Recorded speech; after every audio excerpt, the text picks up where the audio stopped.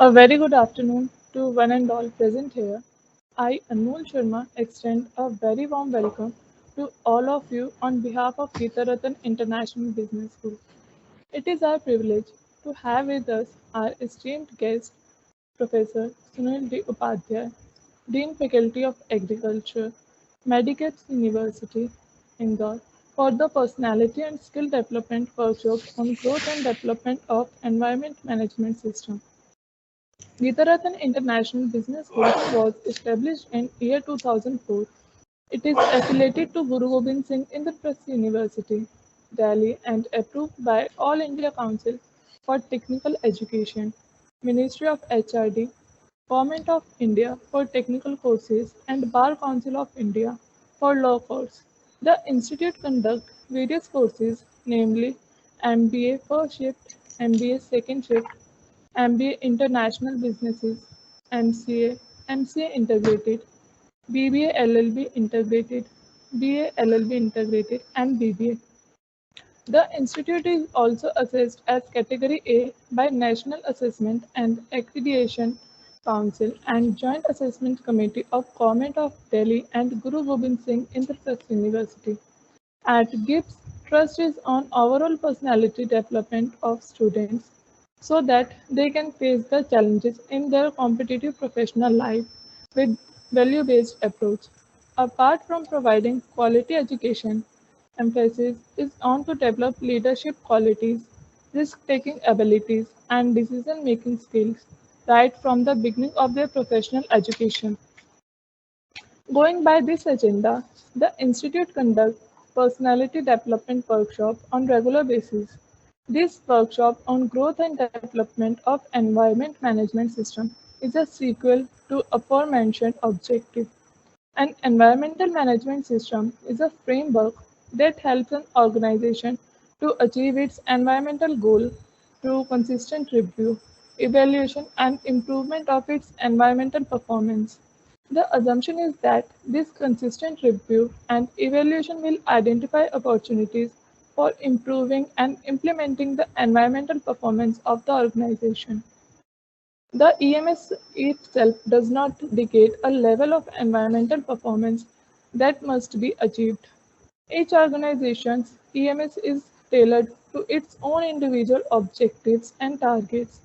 Hence, EMS is a management tool that enables an organization of any size or type to control the impact of its activities, products, or services on the natural environment.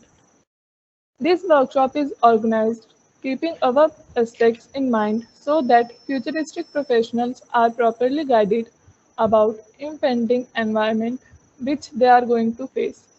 In order to fulfill our objects of inculcating such expertise in our students, we have an eminent speaker with us, Professor Dr. Sunil D. Upadhyay, Dean Faculty of Agriculture, Medicaps University, Indore, ex-Director, Instruction and Professor and Head Department of Forestry, JNKVV, Jabalpur. Professor Upadhyay did MSc with First Division and PhD specialization with Grassland Ecology. He was also awarded with JRF and SRF UGD and JRF CSIR. Dr. Upadhyay did postdoctoral training from University of Florida, USA in forestry, advanced training in agroforestry management from University of New England, Australia in 1997, and also awarded with fellowship Young Scientist for training in services, MT Council of Science and Technology, Bhopal, Madhya Pradesh. Dr. Upadhyay has more than 40 years of teaching, research, and extension experience in the field of agriculture, forestry, agroforest, and medical plants. He has guided many master's and PhD students as a major advisor. He has handled 10 research projects as PI funding from Government of India and also Yes, published yes. 65 research papers in various reputed national and international journals, 5 books, 10 project reports, 20 popular articles. He has served as expert members in various universities and R&D organizations. Sir, we are honored to have you with us here. Without taking much of your time, may Ma'am, your voice is not clear. I request our speaker to enlighten our students with her words of wisdom. Thank you, ma'am. Thank you for very nice words. Good afternoon to all. At the outset, I thank the organizers for giving me an opportunity to interact with employment-oriented professional youth of this esteemed, well-knit and action-oriented Geeta Ratan International Business School of New Delhi. My dear participants, of course, the students of this very vital workshop on personality development, once again I congratulate the organizers for identifying a very topical issue of environment. Interaction of human beings with the environment is now an important and significant theme, hence I will try my level best. It's a very vast subject, although I will try my level best to make it understand the socio-economic and ecological dimensions of environment and its management through a couple of slides. Dear students, if we talk about the Earth,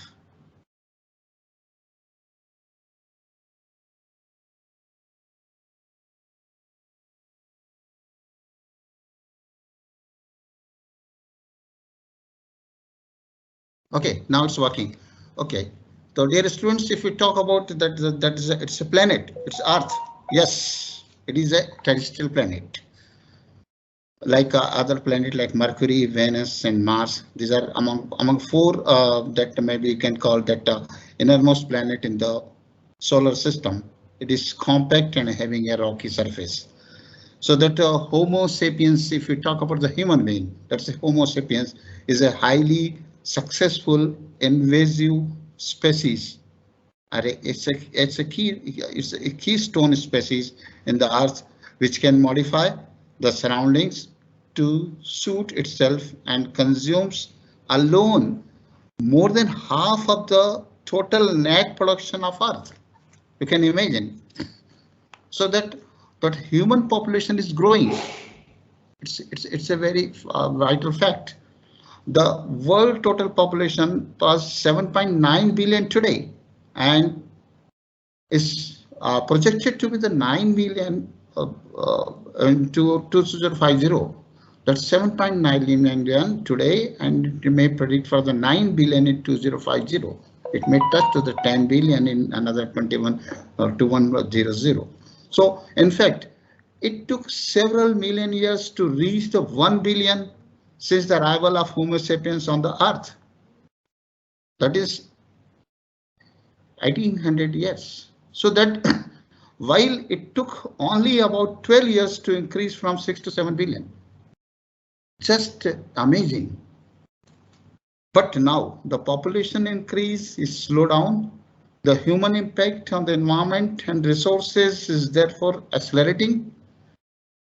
If we talk about our country, that is 2.4% of geographical area, the population of human being is 15% and livestock population is 16%. That is the highest population. Hence, there is a resource crunch. Now you understand what is the resource crunch. So there is a huge resource crunch. The very survival of human depends on resources that drawn from the nature and understanding of their surrounding environment. So that the total of our surrounding, that is the environment. And then in nature, organism can survive only in appropriate environment. Okay, so that interact with each other and are influenced by the whole complex of environmental factors. So all the things around us with which we interact, maybe living things, maybe non-living things, our beauty environment and social relations and institutes. So that There are four important components of the environment. Interaction is interaction between these things. So that if we talk about the what is the environment? So that it is a sum total of water, air, and land. In fact, it is a domain surroundings or we can say habitat or territory where all living and non-living components interact.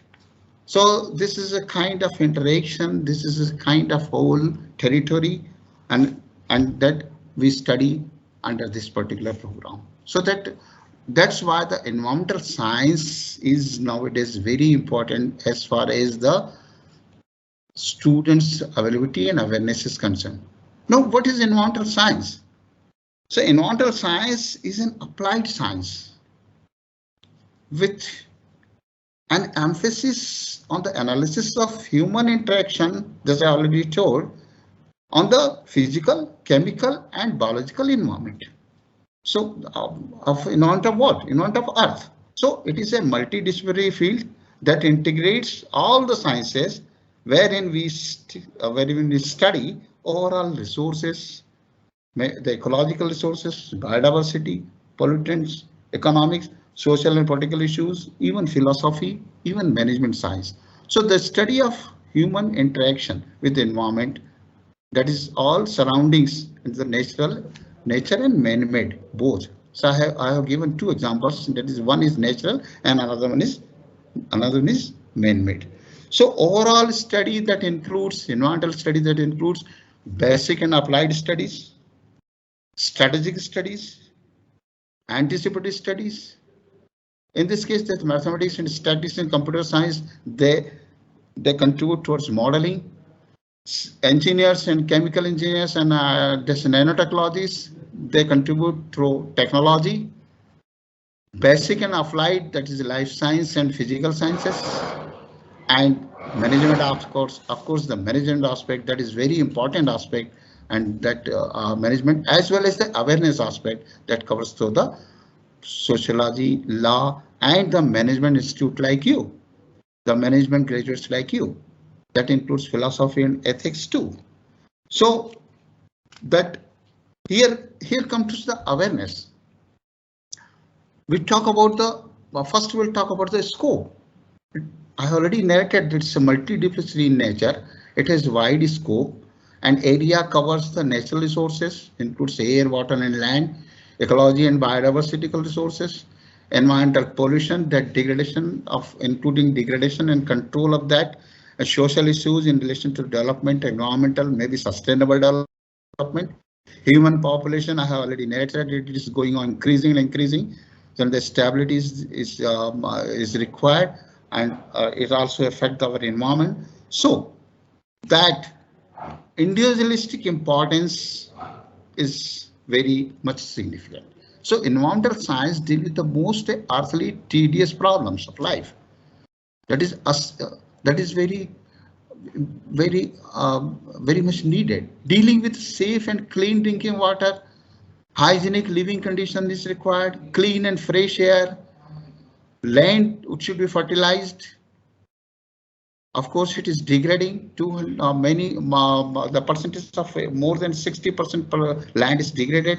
Healthy food and sustainable development is very much needed as far as the Millennium Development Goal.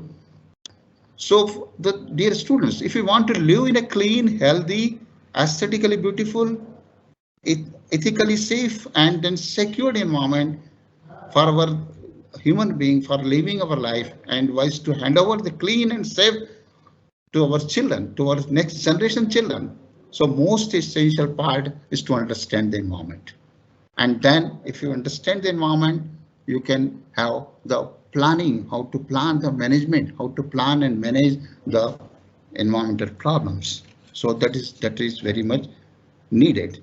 So, so there is an urgent need of awareness about safeguard our environment not only at the local level, but at a global level too.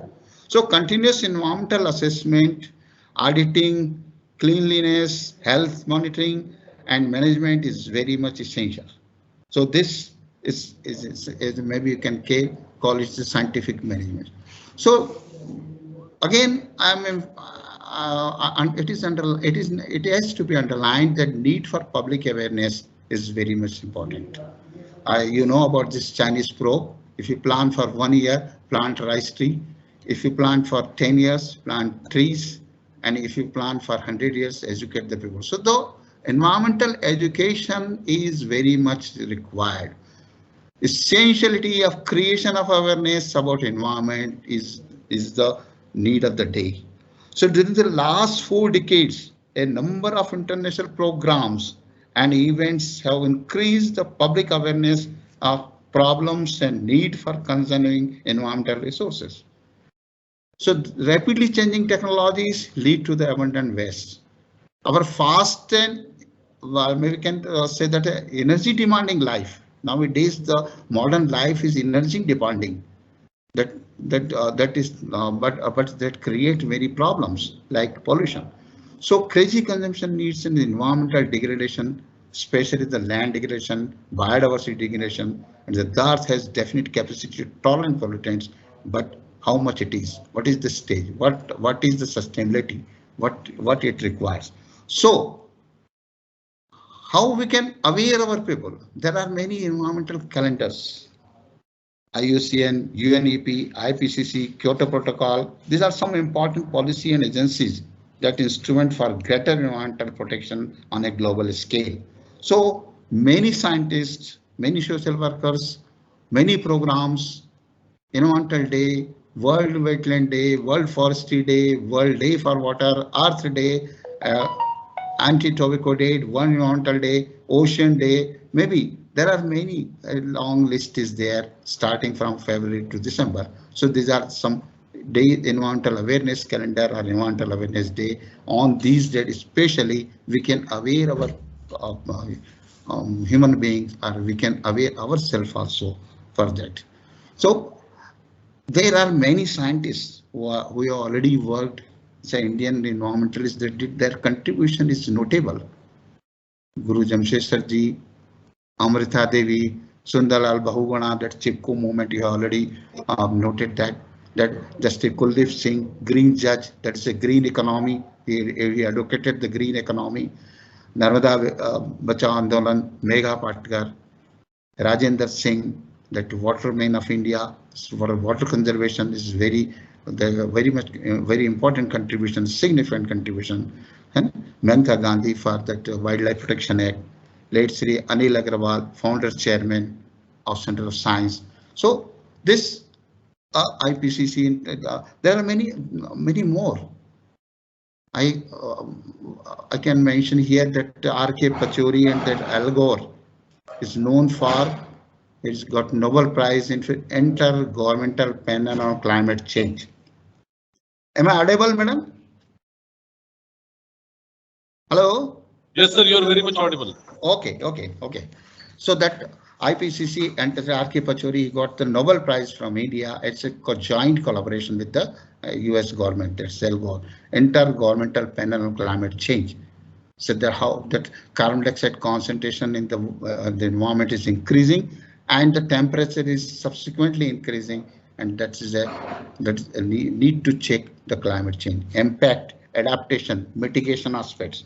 So these are some examples of very much needed. That some are this, the protection efforts at that national level, that EcoMars, EcoTask, eco-friendly institutes, eco-friendly technologies, or something like that. So that all depend on our nature, and that is a natural resource. That is a nature, maybe we can call the natural capital.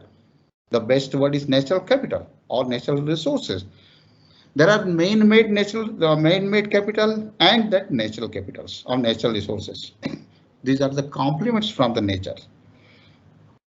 So these resources, these are in the form of the stock. Any stock or reserve that can be drawn from the nature is a natural resource. And natural resources, maybe we can categorize into renewable resources and non-renewable resources. So that we should we have to look upon, and we have some more important emphasis to be given to the non-renewable resources. So renewable resources, this is an exhaustive and can be regenerated, like forest, wildlife, then solar and wind energy, tidal energy, hydropowers, and these are some very good examples. Fish, biodiversity, this fresh water, this comes under the renewable resources. And these renewable resources, again, I can say that these are the conditionally renewable or unconditionally renewable. Under conditionally renewable, that is source, that is solar energy, biotic source resources. These are unconditional. So that these resources are very much important significance as far as the environmental management is concerned. And now non-renewable resources that cannot be regenerated.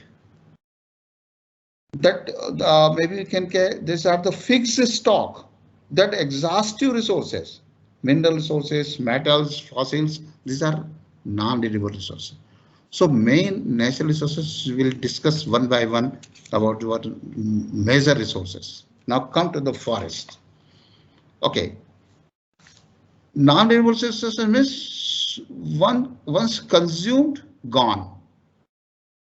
It will not come back. So that we have to be very careful about that. That coal, oil, petrol, this has to be, and that links to the forest. So Millennium Ecosystem Assessment in the year 2005 highlighted the national capital and put under ecosystem services that includes provisioning services. Food and fiber and fuel and medicinal plant comes under this category. Then supportive services, nutrient cycling and soil formation comes under this category. Then cultural services, aesthetic, recreation, spiritual, even education. It comes under this category. So that all contributes to the human being. But it is our prime duty to protect this natural wealth through natural resource management practices. And forest is one of them. Forest, if we talk about the forest, it has two important products, that commercial uses and environmental uses. Dear students, I want to discuss something very facts about the forest. That 31 forest of world land area is under so-called forests, but it is degrading. In the past, forests spread over half of the world land resources, that is forest rich countries. You know about forest rich countries? There are 4 forest rich countries: Russia, Canada, Brazil, USA, and China also. It covers about 53%. If we talk about our country, India, at the beginning of the 20th century, we were also under the rich forest. That is 30% of land was covered with forest. But by the year 2011, the forest and tree cover has been reduced to 23%, including 2% tree cover. That is trees outside forest. That includes for agroforestry, social forestry, farm forestry, environmental forestry, village forestry, or many more. So that considerably less than the national goal. If we talk about the national goal, that 1/3 of the total geographical area must be under forest. That our National Forest Policy 1988 also speaks about that, and it emphasizes the maintenance of environmental stability, the major role of the forest, and tree cover. So that key function of forests, I have already noted that there are, what are the key functions? Number 1, productive forest, that wood and non-woody forest products. Number 2, protective forest, that is the protection of our soil and water. Then regulatory forest, it is very important nowadays. You can see that climate change, it is real, and its impact has already been felt. So that comes under the regulatory forest. So that to take the pressure off from a national forest, what is required? That is food and fuel policy, that increase in trees outside forests. So these are some important issues. So if we have to, that commercial uses of forests, that timber, pulpwood, fruit condiments, spices, fodder, grazing is one of the most tedious factor to decrease our forests. Fuel consumption is another one. But that's a non-woody forest products that comes under that category, that the rubber, gum, medicinal plant, fibers, drugs. So and these comes under the category of non-wood timber forest. So that these are the tangible benefits, and intangible benefits, that values about 10 lakhs, that regulates our water cycle, produces oxygen, consumes carbon dioxide, absorbs many pollutants like carbon monoxide, act as a sink of carbon dioxide that reduces the global warming, that comes under the carbon sequestration potential. It's a carbon rich forest, or we can say the input of the carbon. Then maybe call is carbon fertilization, habitat for wildlife, and conservation of soil, water, and our wildlife. So that this is the economic versus environmental values of forests. So our exploitation of forests to meet the human demand due to the wood cutting measure is that major component is fuel wood and non-woody forest products. These are the major causes of deforestation. Many more things are deforestation due to road construction, more agriculture, convert the forest land into agricultural land, then encouragement of encroachment of the forest, heavy grazing, mining activities are there, big hydropowers are there. So these are some major issues need to be addressed on priority basis if we want to increase our forest area. And then tree cover, including tree cover, that comes under the TOF. Nowadays it is very common, TOF, trees outside forest. So there is a requirement of trees to take the pressure off from our national forest. In case of firewood, or in case of non-woody forest products, or in case of fodder, required for our 16% world population of livestock. So major causes of deforestation, that is shifting cultivation is there, fuel requirement I have already told, raw material industrial uses that comes from the forest, we'll have to domesticate in the agricultural land, we are required to domesticate, developmental projects, growing food needs, overgrazing, that's a very important, especially for the livestock, and forest fires. These are some factors. Then dams and forest people are devastation of the forest, breaking the natural ecological balance that needs to be to our 33% if you want to maintain the ecological balance. So that these are some issues need to be addressed under the environmental management system. Of course, we'll discuss later on about the biodiversity, the destruction of the biodiversity and displacement of travels affect the cultural and benefits, that rituals and festivals of forest inhabitants. And these has major consequences on the deforestation. Of course, the threats to our wildlife, loss of biodiversity, hydrological cycle, that you can see that precipitation is the distribution and erratic nature of rains, problematic soil and soil erosion, decreasing the soil fertility, landslides, and major very important issue is global warming. You can imagine 0.74 degree temperature per decade is increasing. Per decade, 0.74 degree temperature is increasing. It is due to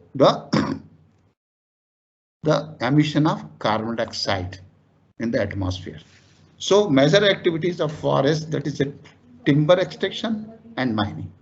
So global warming, if you want to mitigate or the global warming impact, you will have to approach towards the trees outside forests. I have already mentioned about the agroforestry, then trees also have social forestry, and then the environmental forestry and industrial forestry, and then this are the things. Oh, this.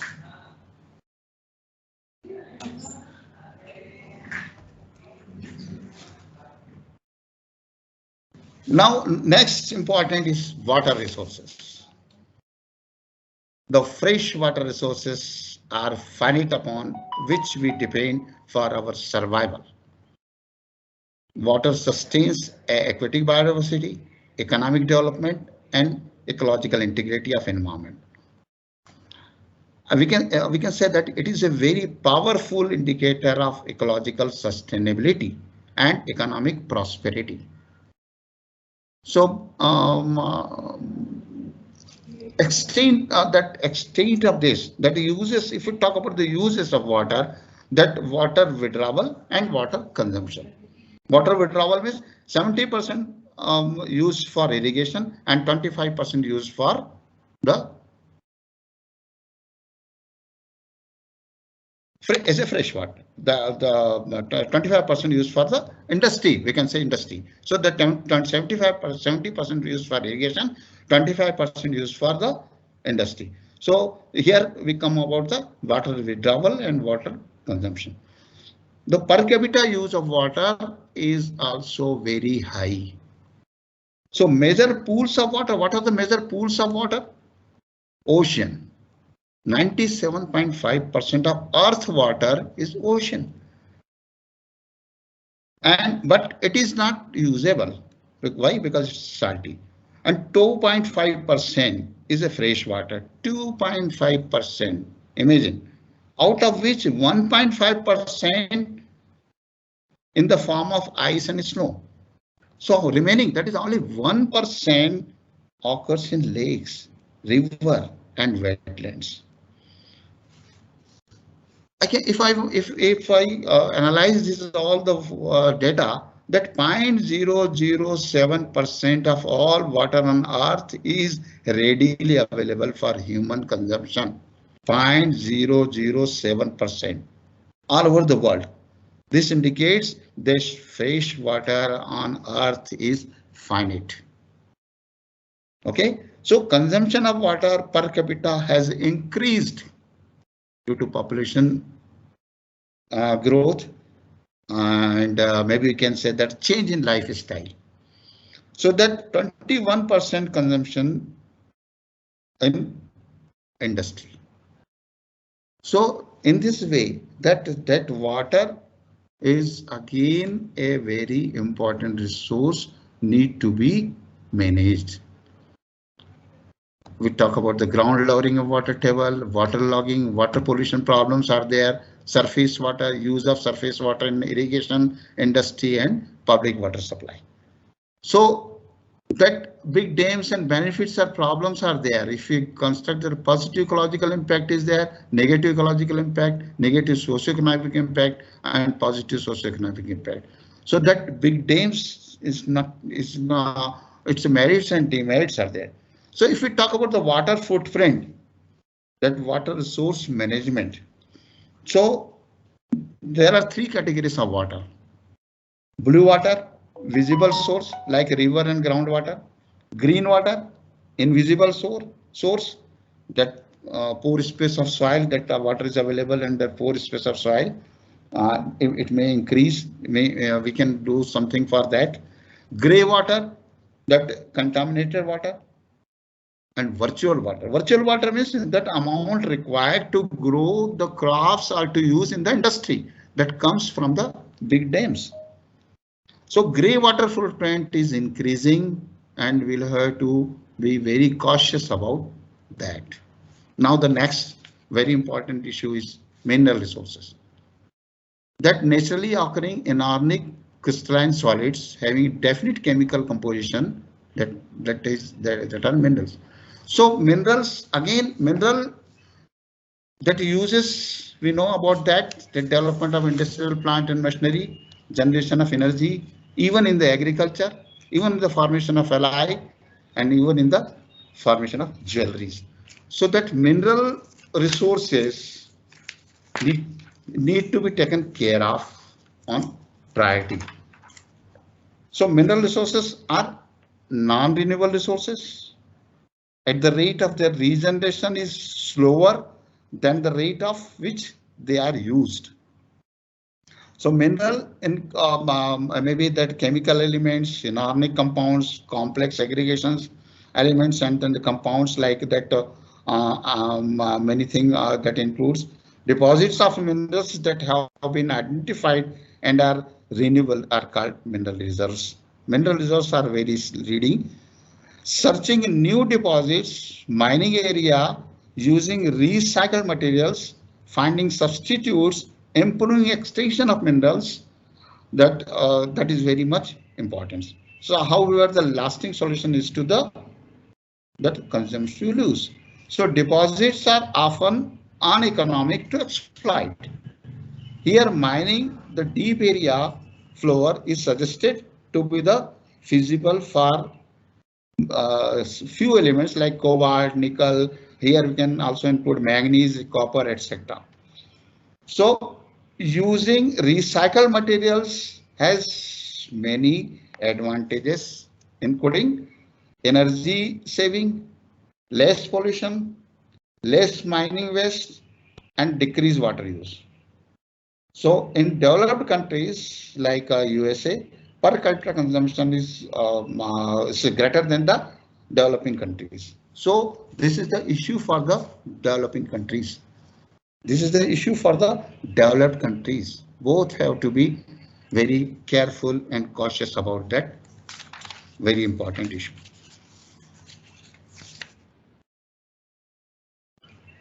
Impact of mining activities, I have already narrated that there are some ecological impacts, physical impacts, negative socioeconomic impacts, and so on and so forth.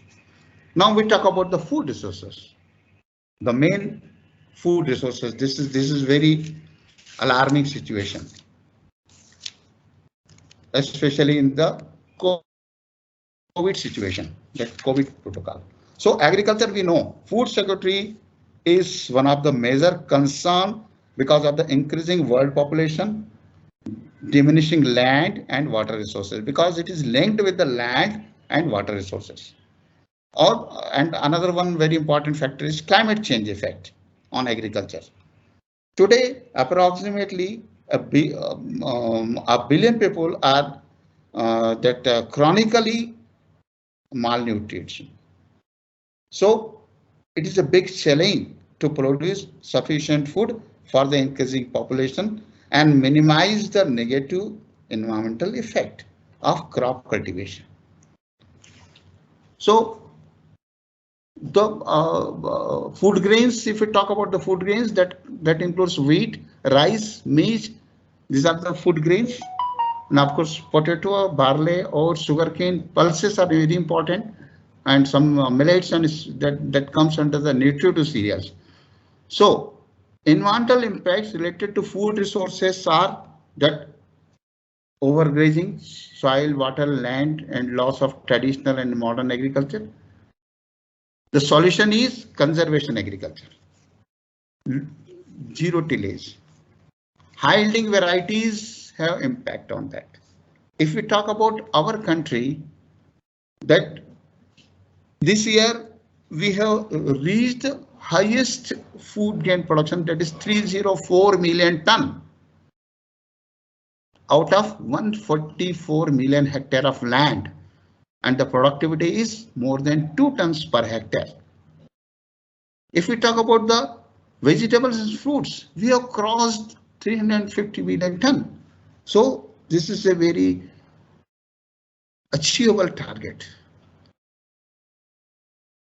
It is all due to the modern agriculture, precision farming, then using geoinformatic tools, decision support system, and then innovative agriculture farmers. So that includes the use of high yielding varieties. The variety we can eat more than 90 tons per hectare. So that fertilizer related problems are there, micronutrient imbalance. These are some impacts of modern agriculture. We have increased the productivity, we have increased the production, But at what cost? At the cost of natural resources. We are polluting the soil due to pesticides, fertilizers. Waterlogging problem is there. Salinity is increasing. So if we have the overall analysis on the food grain productivity, of course, the food grain production has increased many times from 50 million ton to 304 million ton hectare, million ton production out of 144 million hectare of land. The 2 tons, more than 2 tons per hectare productivity. So the food security is there, nutrition security is there by producing the vegetables and fertilizers, and the environmental security is there, then employment security is there, livelihood security is there, but it all surrounds near the resource management. So there is a need to a nutrient use efficiency management system. Now there is another very important resource is energy resources. Energy consumption of nature is usually considered as an index of its development. This must be underlined. So energy technology and wind and hydropower is the another issue that has to be managed, that needs to be addressed. Again, it can be categorized into renewable energy and non-renewable energy. Non-renewable energy, coal and petroleum and natural gases, that is once consumed, that's done. Wood and solar and wind, tidal and biomass, geothermal and hydropower and hydrogen index is there. So that all speak around the solar energy system.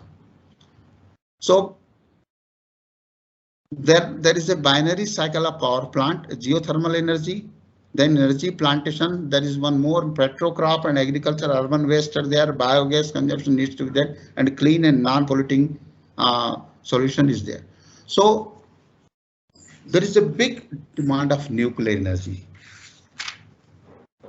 Nuclear energy, if we talk about that particular issue, so that Bhabha Atomic Research Center, and that there are many nuclear plants are there. So the energy has been described in the ability of the work and transfer heat and things, the motion, that energy to food immediately. So this type of all energy used by main originates in what the following is the sources. So nuclear energy that comes under the section of renewable energy.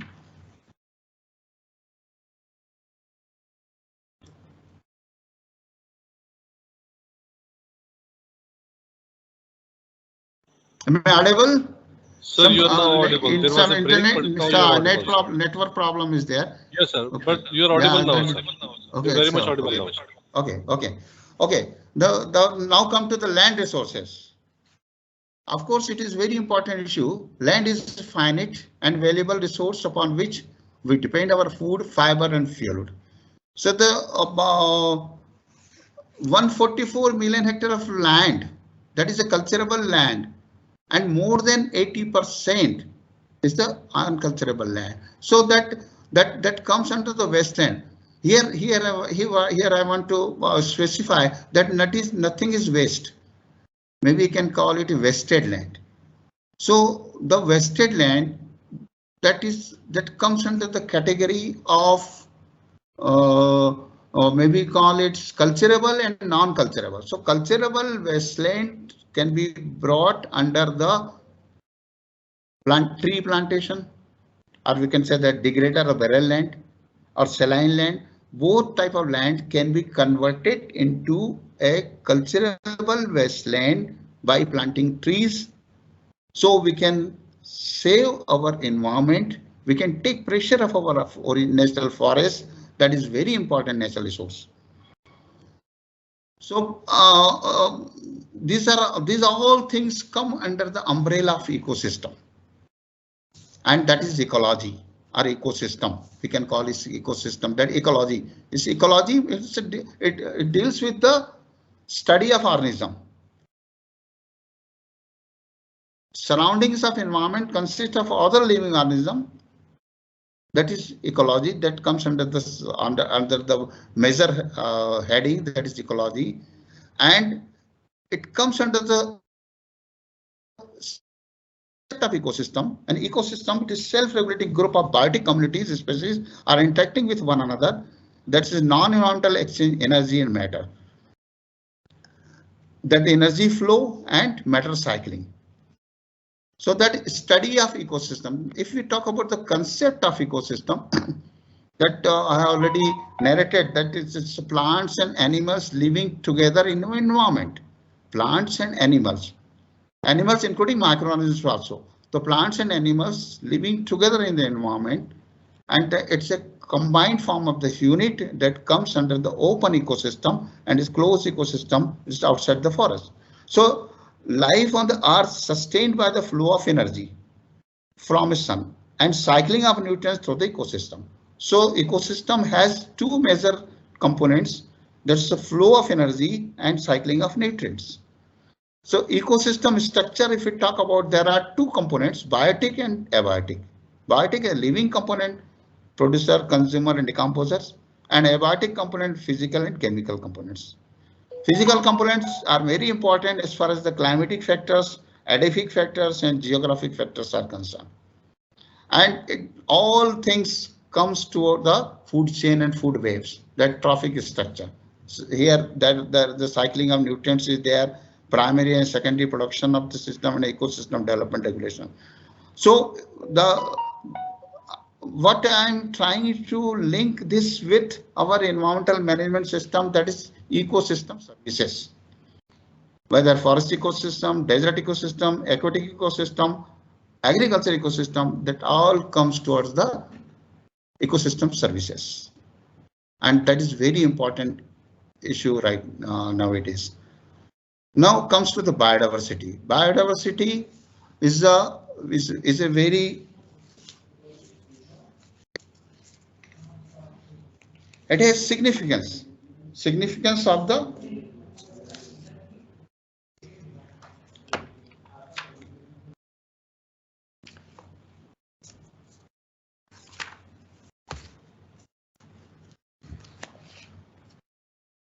hello.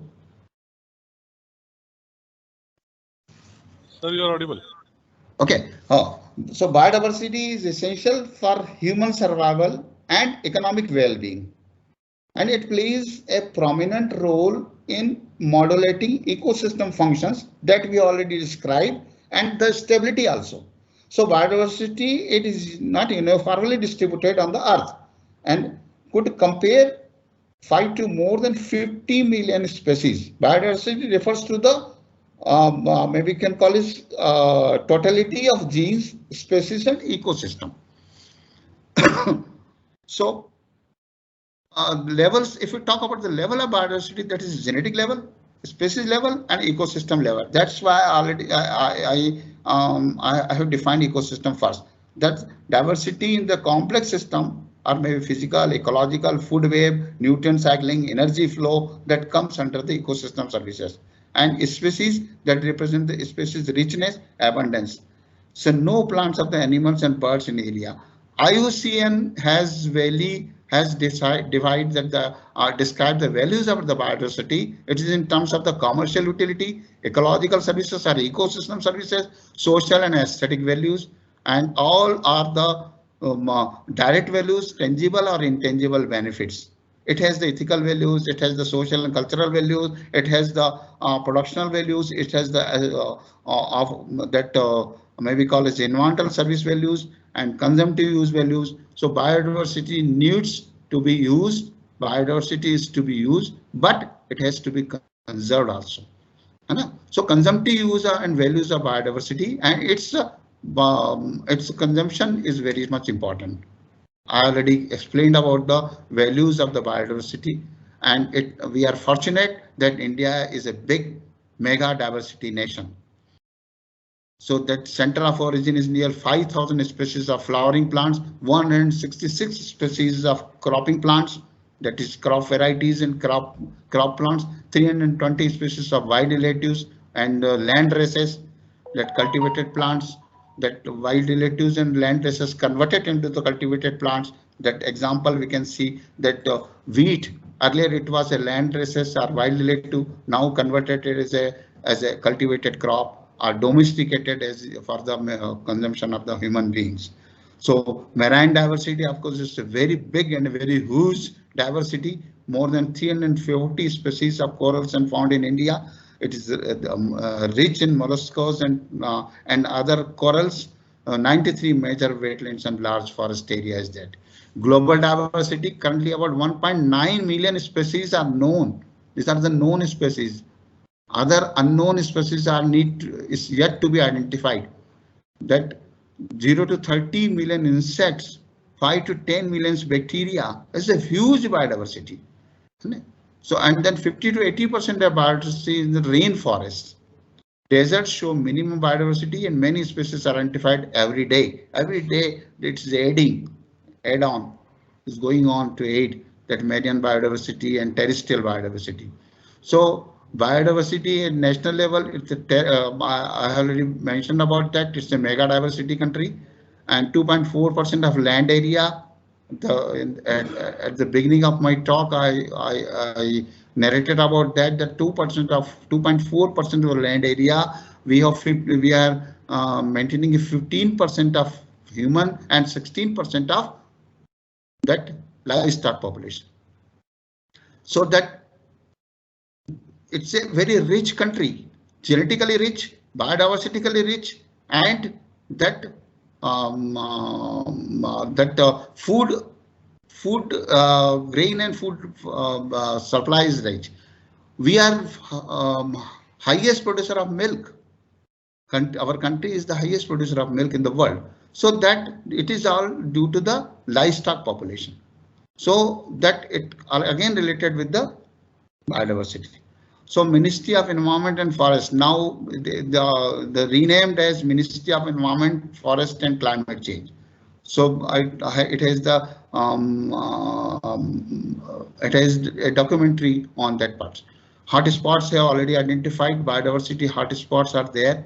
25 hotspots. There 2 were in India, and then we have to be looked into that anthropogenic causes and natural causes of biodiversity. These are the threats. We have the strength, we have the weakness, and opportunities are there, but we'll have to look about the threats of biodiversity, and we'll have to manage these threats anyhow. That loss of habitat, poaching, man-animal conflicts, introduction of exotic varieties, pollution, will come to the pollution in next slides. Natural causes and low population, low breeding rate, and natural disasters are there. So biodiversity conservation, either in situ conservation or ex situ conservation. Conservation measures have to be taken care of. Biosphere reserves, national parks are there, sacred groves are there, and then ex situ conservation, there are many seed banks at national level and state level. Botanical gardens we are conserving for biodiversity, and even trees outside forests, TOF. Through TOF, farmers can play a major role in contributing the biodiversity. Now, what are the threats? It is nothing but pollution. Our environment is polluted. Day by day, it is polluting. So we'll have to look about its management. Atmosphere, it is the mixture of gases that forms about 400 km thick layer around the Earth. Atmospheric pollution, the sources are well known: transportation, fuel, industry, and solid waste. So only 5 minutes are remaining. So maybe we can go fast. Yeah. Sir, please. Yes. So we'll come to the these are the slides are there about pollution, and then many things are there. Environmental challenges are there. Now we come to the management aspect. The whole day to discuss about environment. What do you suggest? Shall we move to the management? Sir, we are left with 5 minutes only. Actually, students have got their class also at 1:30. Okay. So you can just share my slides. Sure, sir. I'll surely share this slide version with the students. Okay. Sir, shall we ask the students in case you are going to conclude? Then students have got some doubts. Yeah. Now I'm going to conclude. Yes, sir.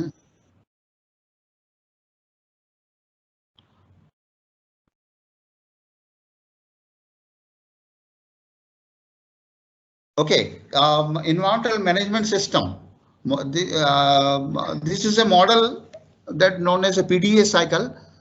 First, you have to plan what are the environmental policies, what is your objective, what is your target. Target means smart target, specific, measurable, achievable, relevant, and time bound. Okay, smart target. Then legal registers are there, significant aspects are there. So first you plan, then do, then check, and then act. This is what EMS model is tell about all these things. Planning, identification of environmental aspects, legal aspects, what you are required to do, what you have to check, monitoring is there, what you will have to act, and ultimately what are the tools and EMS audit. Nowadays, each and every organization is required to submit environmental auditing report, environmental audit, environmental ethics. So environmental audit objectives are there, criteria, evidences, and benefits. I have mentioned here some of the case studies and examples.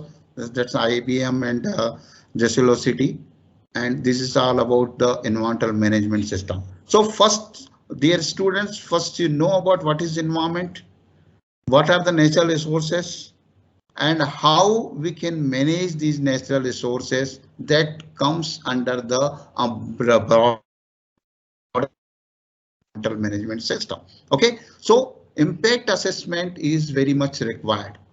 Impact evaluation, impact assessment, that needs to be the that comes under this thing. So it is a tool for managing impact of different activities of organization on the environment. So identify the monitoring indicators, protection measures for pollution and then degradation, then adaptive measures, mitigation measures, fix your target, fix your goal that I already narrated. A smart goal, specific होना चाहिए, measurable हो, achievable हो, relevant हो, and time bound. So then increase community skill and knowledge, natural use efficiency. You can use that. Environmental auditing is there, and in India there are some legislation. I have slides, couple of slides on the legislation. You can have a look on that slides that says about the legislation and some policy issues. So this is all about environmental management. Ultimately, our goal is to save the environment. Thank you very much. If you have any question, any doubt, you can ask, or maybe you can mail me, or you can call me on my phone. Thank you, sir. Thank you. Sir, some of the students have got some questions. They have got some doubts. Yeah. They have sent the doubt to us. Anmol will be asking the questions from you, sir. Okay. Thank you, sir. So first question is that, is nuclear energy usable in normal life, or it is being used at corporate level and commercial level?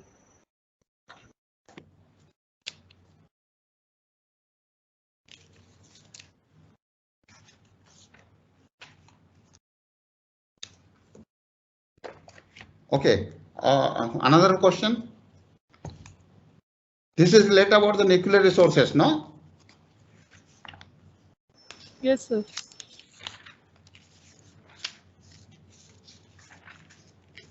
Okay, so can you repeat the question? Yes, sir. So question is that is nuclear energy usable in normal life, or it is being used at corporate level and commercial level? Nuclear energy, there are some Bhabha Atomic Research Stations. I have already narrated about that. So that nuclear energy, that all energy used by man originates in one form of the sources. These are the source. Either you call it as radiant energy, or that solar energy, or geothermal energy, or total, or maybe it's a tidal energy. So that's the gravitational pull from the moon. And the nuclear energy is also one of the very important source. And so the all type of energy available on Earth with present energy consumption and fossil, that is very important. So nuclear energy is maybe we can, of course, it's for commercial use, but it's a domestic purpose also. There are many projects and programs of BARC, Bhabha Atomic Research Center. They are included in that portion.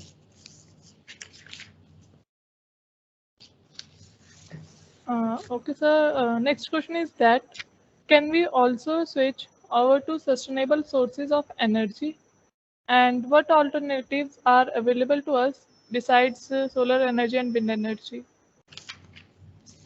Yeah, sure.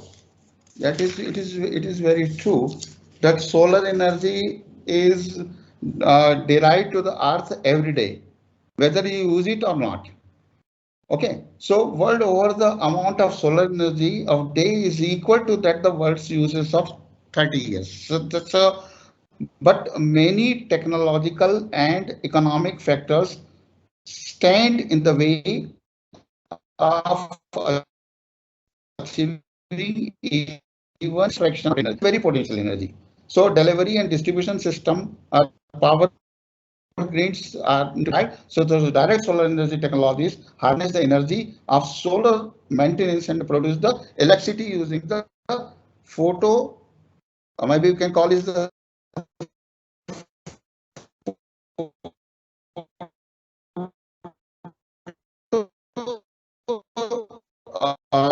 photo, the solar photoelectric, and that captures the sun energy, and we can use it for our domestic purpose and even at the agriculture point of.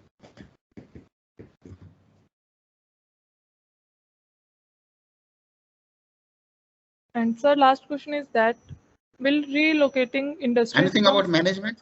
Okay, yeah, please. Yeah. Okay, sir. Will Pardon? relocate? Sir, I'm audible. Yeah, please. Okay, sir. Last question is that will relocating industries from cities helps in reduction of pollution problem in the metro cities? Okay, this is a very debatable question. It's a debatable issue. That Environmental Protection Act is already acting upon it, and they have given a target, and they required that, as I already mentioned about the environmental auditing. So that industrial, to reduce the industrial pollution, it is very practically axiomatic that that has to be shifted from the metro cities to the area where we can manage the industrial pollution.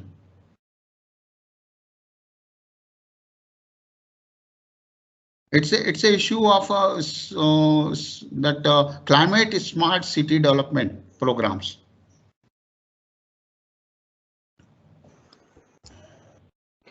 Okay, sir. Thank you so much, sir, for enlightening our students with your words of wisdom. Margarita, okay, thank you very much. It's my pleasure, and I'm sorry that I could not complete the talk within a stipulated time, because because it's a very vast topic, and environment itself is a big issue, and the management part is there. So first, one should know about what is environment, what are the natural resources, and then we'll talk about the management system.